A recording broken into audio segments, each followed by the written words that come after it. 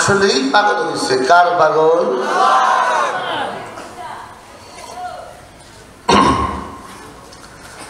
হযরত ঈসা একজনকে প্রশ্ন করলেন, ওই যুবককে দেখছো? একজনে পাগল হয়ে গেছে।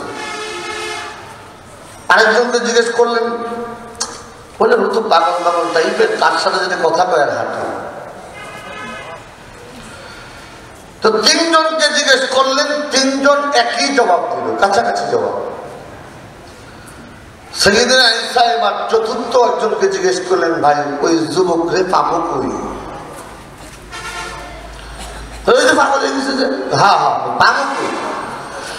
ওই যে উঁচা পাহাড় দেখতেছেন, ওই পাহাড়ের গুহায় যুবককে পাইলে পাইতে পারেন, ওখানেই বেশিরভাগ সময় কাটায়। হযরত ঈসা আলাইহিস সালাম পাহাড়ের উপরে গেলেন, গুহার উপরে যাওয়ার পরে ঈসা আলাইহিস সালাম গুহায় ঢুকলেন, দেখলেন যুবক নাই। পয়গম্বর ঈসা বের হইলেন, বের হইয়া উপরে তাকায় দেখে পাহাড়ের একেবারে চূড়ায় ওই যুবক দাঁড়ায় কার সাথে যেন কথা বলতেছে। इश्क़ की लज़्ज़त को शाह ने जब पा किया, ताज शाही उसके सर से रख दिया। যখন ইশকের ভালোবাসার মায়া, ভালোবাসার বীজ কারো দিলের মধ্যে ঢোকে তো সব বাচ্চাই যে ছেড়ে দেয়। হযরত ঈসা আলাইহিস সালাম উপরে গেলেন, যাওয়ার পরে দেখলেন যুবক কথা বলতেছে। হযরত ঈসা আলাইহিস সালাম সালাম দিলেন, আসসালামু আলাইকুম আনা ঈসা রূহুল্লাহ। একবার সালাম দিলেন, কোনো জবাব নেই।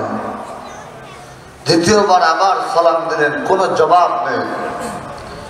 তৃতীয়বার আবার সালাম দিলেন, কোনো জবাব নেই।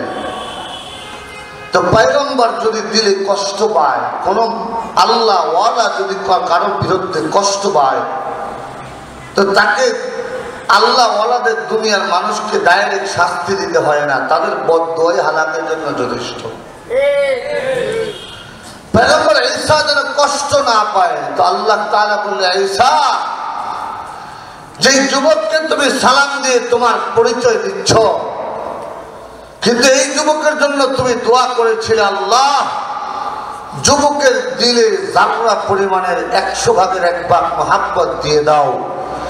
আর আমি আল্লাহ যাকে জাররা পরিমাণের 100 ভাগ 1 ভাগ মহব্বত যার দিলে দিয়ে দেই, সে দুনিয়ার কাউকে চিনবে না, দুনিয়ার কারোর সাথে কথা বলবে না। যদি কথা বলতে হয় তো আমি আল্লাহর সাথে বলবে, চিনতে যদি হয় আমি আল্লাহকে চিনবে।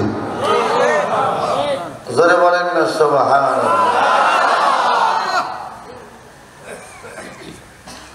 ইজ্জত দেওয়ার মালিক আল্লাহ, বেইজ্জতি করার মালিক আল্লাহ। আপনারা যে মাঠে আজকে বসছেন, আপনাদের কাছে এই মাঠটা মাদ্রাসার মাঠ। এই মাঠটার তেমন কোনো মূল্য আপনাদের কাছে নেই, কিন্তু এই মাঠটা আল্লাহ তাআলার কাছে বড় দাম। বর্তমান সমাজে আমাদের মধ্যে একটা চিন্তা চেতনা, মোল্লার দৌড় মসজিদ পর্যন্ত। কথা বলেন না, মোল্লার কামি করে মসজিদে দৌড়ে। একজন আলেম, তাকে আমরা খুব দুর্বল ভাবি। ইমামকে আমরা সাধারণ কর্মচারী বা একজন স্বাভাবিক মসজিদের খাদেম হিসাবে মনে করি। একজন আলেম আসলে কি অকর্মা মনে হয় আপনাদের? রাসূল আরবি বলেন, মা মিন মুতাআল্লিমিন ইখতালিফু ইলা বাবি আলিমিন ইল্লা কাতাবাল্লাহু লাহু বিকুল্লি কদমিন ইবাদাত সানাম। এই শোনো, সাহাবায়ে কেরামের মজমায়ে রাসূল আরবি হাদিস বলেন, শোনো, কোন ব্যক্তি প্রতিদিন নয়, মাঝে মাঝে একজন আলেমের কাছে যায়, মাঝে মাঝে একজন আলেমের খানকায় যায়, মাঝে মাঝে একজন আলেমের সামনে যায় বসে, মাঝে মাঝে একজন আলেমের সাথে মুসাফা করে। এই জনের বান্দার ওই বান্দার প্রত্যেকটা কদমে কাছে মাঝে মাঝে যায়, বলে যতটা কদম দিয়ে যায়, যতটা কদম কাইট দিয়ে হাইটা যায়, প্রত্যেকটা কদমের বদলায় আল্লাহ 1 বছর করে নফল ইবাদতের নেকি দান করি।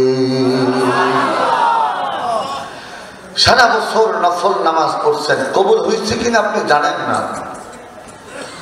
সারা বছর নফল রোজা রাখছেন, কবুল হয়েছে কিনা আপনি জানেন না।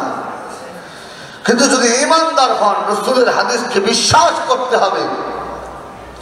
আর বিশ্বাস যদি করেন তাহলে এটাও মানতে হবে, কেউ যদি কোনো আলেমের কাছে ভালো ইচ্ছা নিয়ে যায়, প্রত্যেকটা কদমের বদলায় আল্লাহ 1 বছর করে নফল ইবাদতের নেকি দান করেন। আপনি তো বর্তমান সমাজে বাবার জন্য, মার জন্য 500 টাকা 1000 টাকা দিয়ে দোয়া করান, অথচ রাসূল আরবি সাল্লাল্লাহু আলাইহি ওয়াসাল্লাম বলেন, শুনেন, আজকে থেকে আর কোন হুজুরকে 100-200 টাকা দিয়ে দোয়া করাইবেন না, আরো কমে পাওয়া যায়। কেমন? একজন আলেমের সাথে যদি আপনার সম্পর্ক থাকে, তাহলে তার হাত ধরবেন আর আপনার বাবার কবরের পাশ দিয়ে ঘুরে আনবেন, মার কবরের পাশ দিয়ে ঘুরে আনবেন। রাসূল আরবি বলে, কোন হাফেজে কোরআন, কোন আলেম যদি কোন কবরের পাশ দিয়ে হাইটা দেয়, আল্লাহ কবরের আযাব 40 দিনের জন্য বন্ধ করে দেয়। এত আস্তে সুবহানাল্লাহ বলছে, খুশি নেই, বিনা পয়সায় পাওয়া যায়। কোন হাফেজে কোরআন, কোন আলেমে দ্বীন যদি কোন কবরের পাশ দিয়ে হেঁটে যান, আল্লাহ ওই কবরের আযাব 40 দিনের জন্য বন্ধ করে দেয়। এজন্য রাসূল আরবি বলে, কোন আলেমের দরবারে কেউ মাঝে মাঝে যায়, শুধু 1 বছর নফল ইবাদতের নেকি না, প্রত্যেকটা কদমের বদলায় ও বানায় লাহু বিকুল্লি কদমিন মাদিনাতা ফিল জান্নাহ। ওই বান্দার প্রত্যেকটা কদমের বদলায় আল্লাহ জান্নাতে একটা করে বালাখানা তৈরি করে দেয়।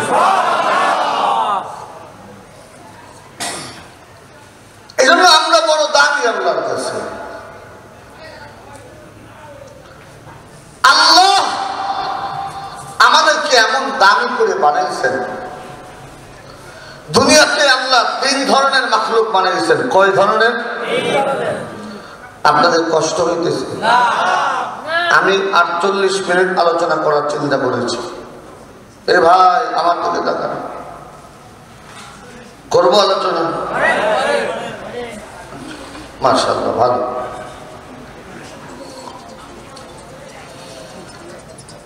এবার চা খাইতেছি থেকে আসতেছো না, খাইবে নাকি?